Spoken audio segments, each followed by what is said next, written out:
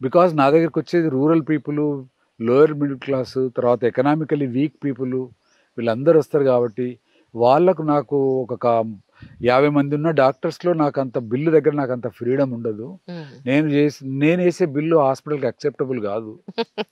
అందుకోసం అని చెప్పేసి మెయింటెనెన్స్ గూడా పెద్ద హాస్పిటల్‌లో మెయింటెనెన్స్ ఎక్కువుంటది గాబట్టి వాళ్ళని గూడా తప్పబడ్డానికి లేదు.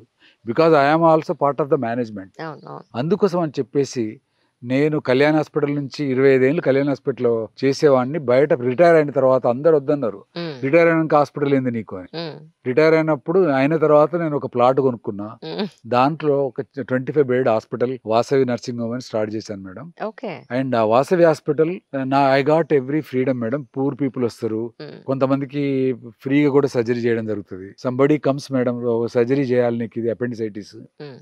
అంటే అనిపించింది. నేను ఆటో డ్రైవర్‌ని సార్. నేను ఆటో అమ్ముకొని వస్తా మరి అని అంటాడు. అరే! ఆటో అమ్ముకోవడానికి టైం ఏం లేదు. మీరే చేసేయాలి నేను ఫ్రీగా చేస్తా బిడ్డ నువ్వు మందులు కొనుక్కో. So there are so many examples like